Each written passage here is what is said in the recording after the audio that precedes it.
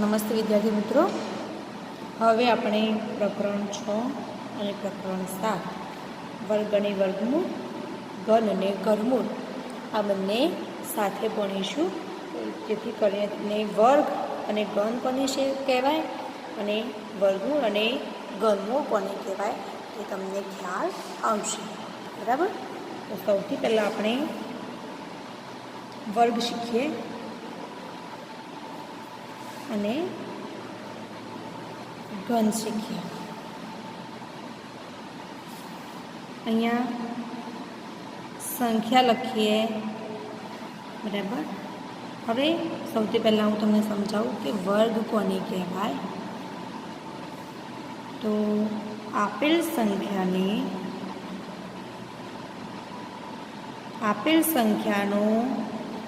તે જ સંખ્યા સાથે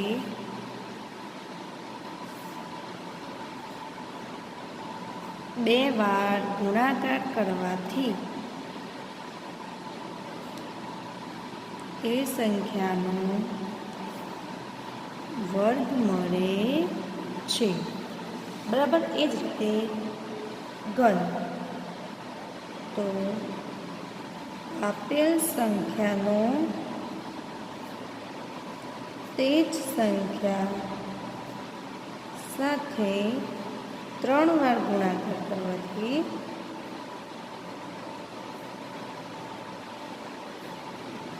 તે સંખ્યાનો ઘન મળે છે.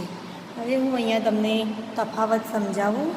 તો વર્ગમાં 2 વખત ગુણાકાર કરવાનો થશે અને ઘનમાં કેટલી વખત થશે? 3 વાર. વર્ગ એટલે 2 અને ઘન એટલે 3. બરાબર. તો આમાં જે સંખ્યા આપેલી હોય તેનો 2 વખત ગુણાકાર કરશો તેના તે જ સંખ્યા સાથે એટલે તમને વર્ગ મળશે, અને તેના તે જ સંખ્યા સાથે 3 વખત ગુણાકાર કરશો એટલે તમને ઘન મળશે. અહીંયા આપણે જોઈએ સંખ્યા, વર્ગ અને પૂર્ણ વર્ગ સંખ્યા.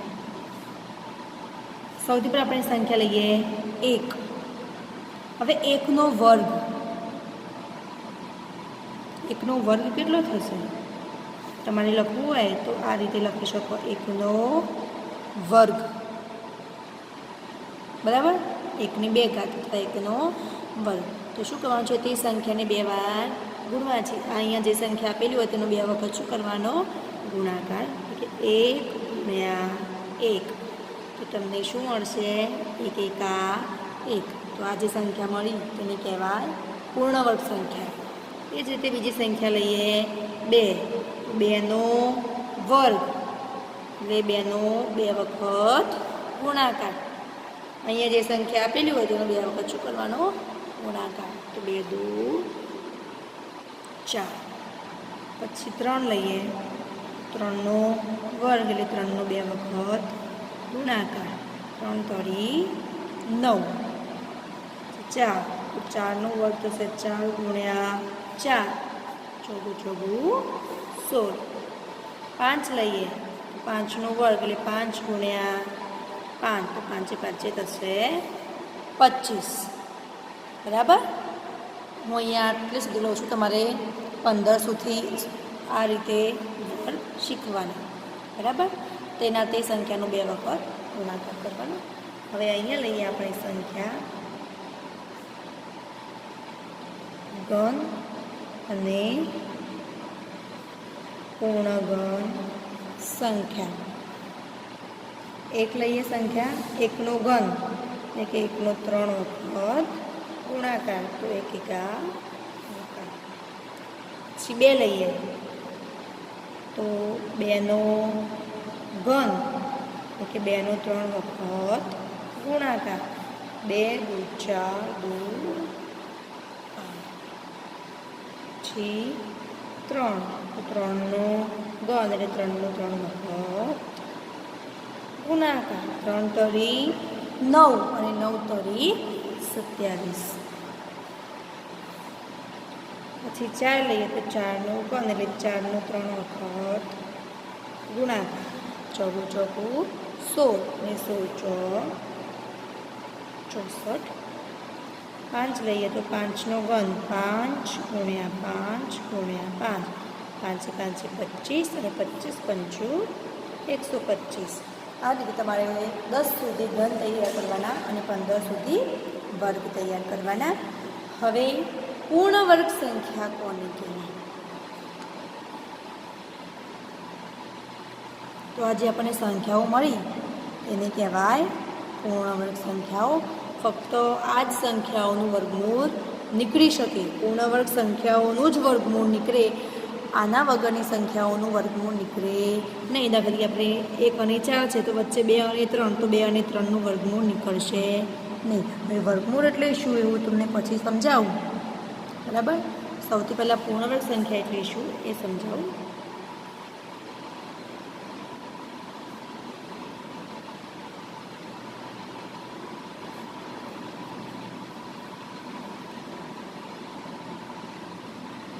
તો આપેલ સંખ્યાને 2 વાર ગુણવાથી જે સંખ્યા મળી તેને તમારે કહેવાય પૂર્ણ વર્ગ સંખ્યા.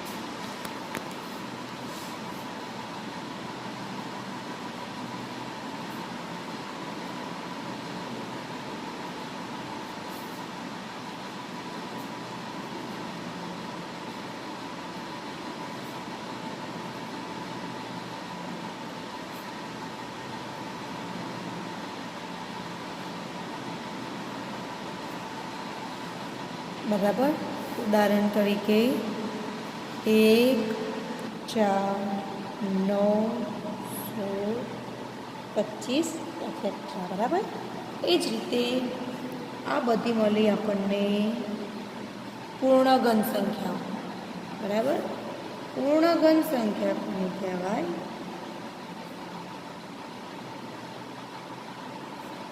તો આપેલ સંખ્યાને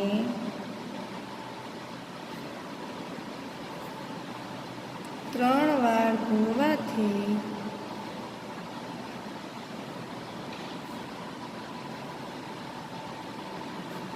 પૂર્ણઘન સંખ્યા મળે છે.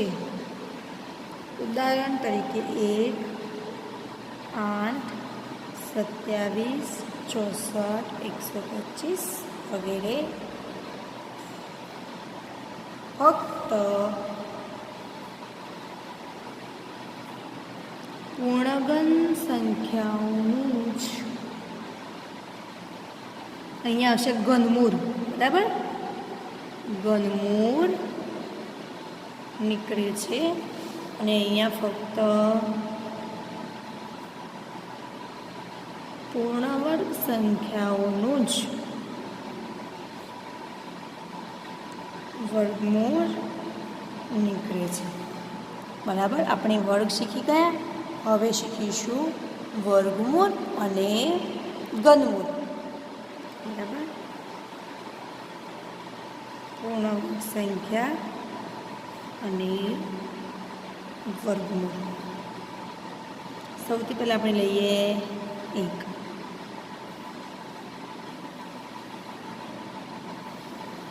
તો એવી કઈ સંખ્યા છે જેનો 2 વખત ગુણાકાર કરીએ તો આપણને 1 મળશે? તો એક જ એવી સંખ્યા છે. બરાબર.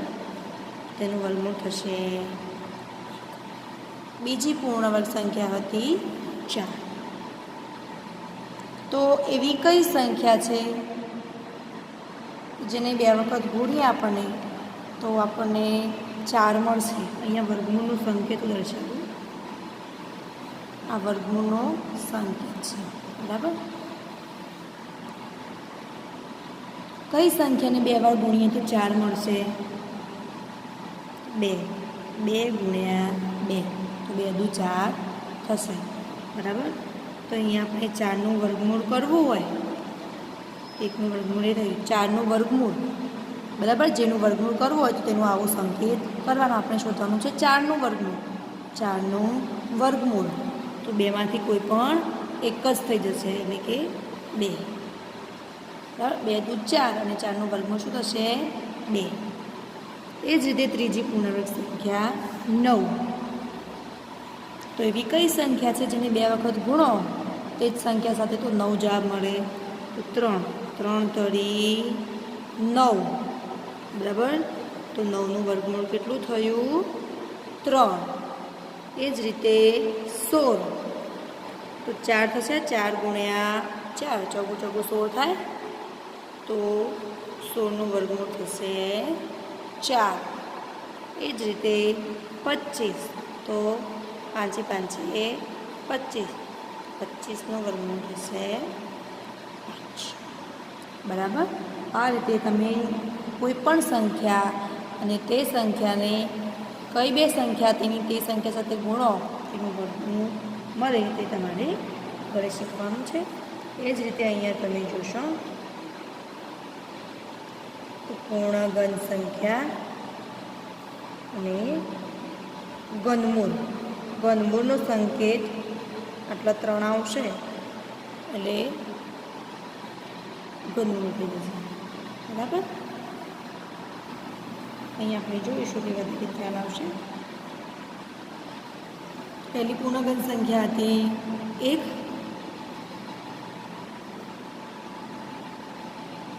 તો એવી કઈ સંખ્યા છે જેને 3 વડે ગુણો તો જ 1 મળે? તો 1ના 1 જ 1 ગુણ્યા 1 એટલે કે 1નું ઘનમૂળ કેટલું થશે? આમાંથી કોઈ પણ એક જ આવી જશે 1. એ રીતે બીજું હતું 8. તો એવી કઈ સંખ્યા છે જેને 3 વાર ગુણો તો 8 મળે? તો 2 2 ગુણ્યા 2 ગુણ્યા 2. તમે જોશો તેની તે જ સંખ્યા છે. 2 દુ 4 દુ 8. તો 2 ને 3 વાર ગુણીએ તો 8 મળે. તો 8નું ઘનમૂળ કેટલું થશે? 2. પછી 27. તો 3 ગુણ્યા 3 ગુણ્યા 3 3 તરી 9 તરી 27 એટલે કે 27નું ઘનમૂળ થશે 3. પછી 64.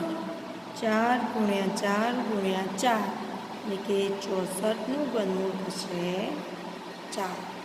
એટલે 125 લઈએ તો 5નું 3 વાર ગુણાકાર કરો તો તમને 125 મળશે. એટલે કે 125નું ઘનમૂળ થશે 5. બરાબર. તો આજે આપણે વર્ગ અને તેનું વર્ગમૂળ શીખ્યા.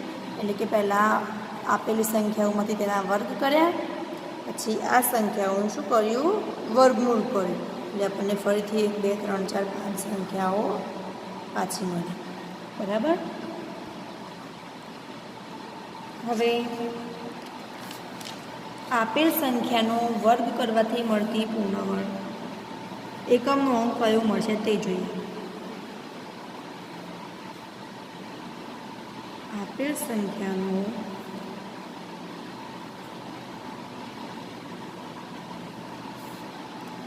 વર્ગ કરવાથી મળતી સંખ્યાનો એકમનો અંક.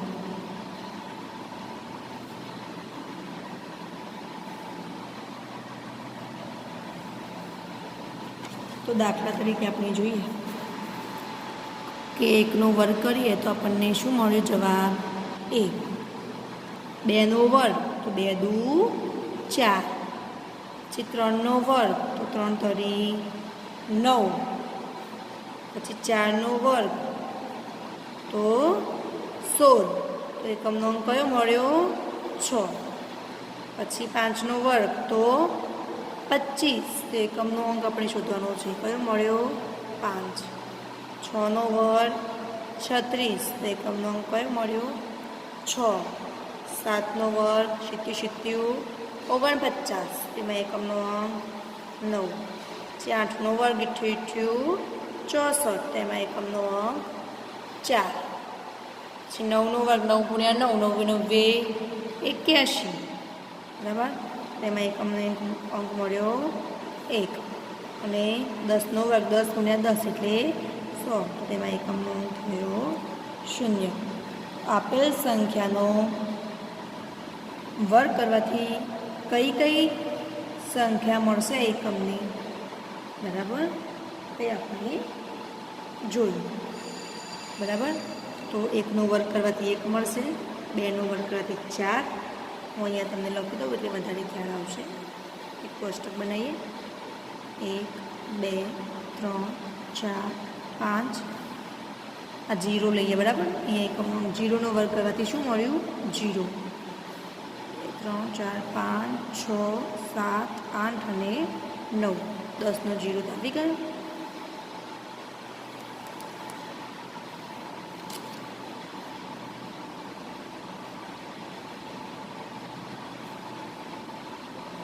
વર્ગ કરવાથી એકમનો અંક અહીંયા 0 લખું છું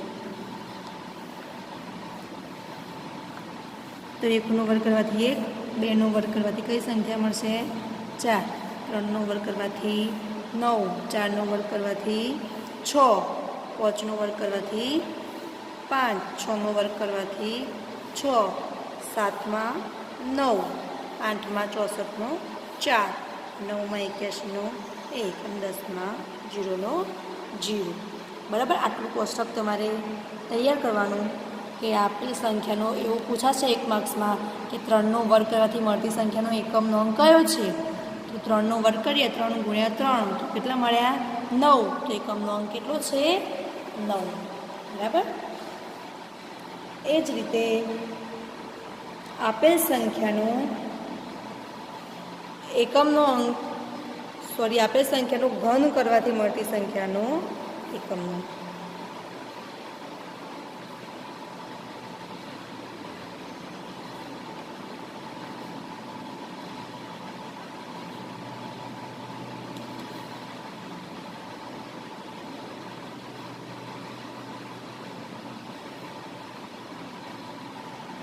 તો 1નો ઘન કરવાથી 1 મળશે 2નો ઘન 8 3નો ઘન 27 4નો ઘન 64 5નો ઘન 125 બરાબર આટલે સુધી આપણે શીખ્યા ત્યારે 6નો ઘન એટલે કે 6 ગુણ્યા 6 ગુણ્યા 6 છાયો છાયો 36 અને 36 6 કેટલા થશે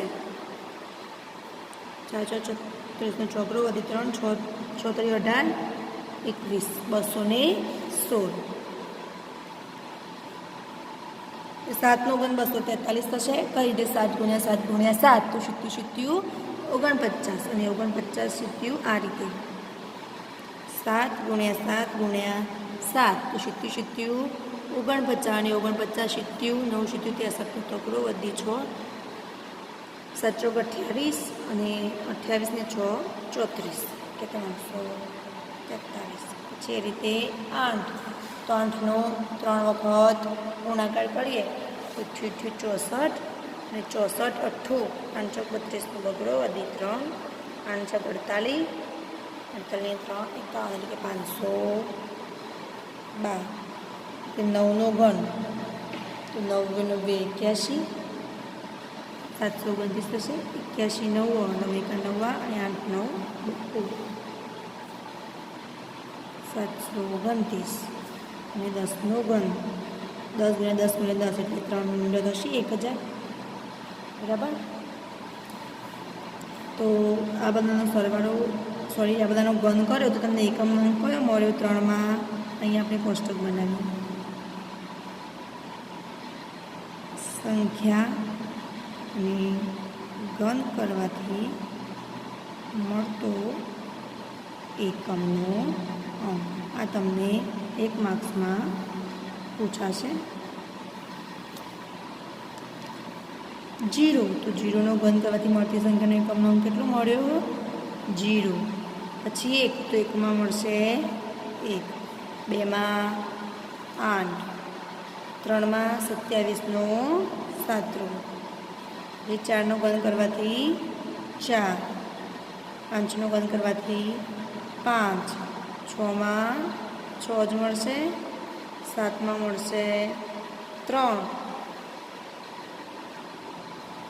પછી 8માં 2 અને 9માં 729નો 9 મળશે બરાબર તો તમારે વર્ગ અને ઘન કરવાથી મળતી સંખ્યાના એકમના તૈયાર કરવા છે આ ઉપરાંત વર્ગ અને ઘન પણ તૈયાર કરવાના છે બરાબર નેક્સ્ટ વિડીયોમાં આપણે ઉપર જોઈશું થેન્ક યુ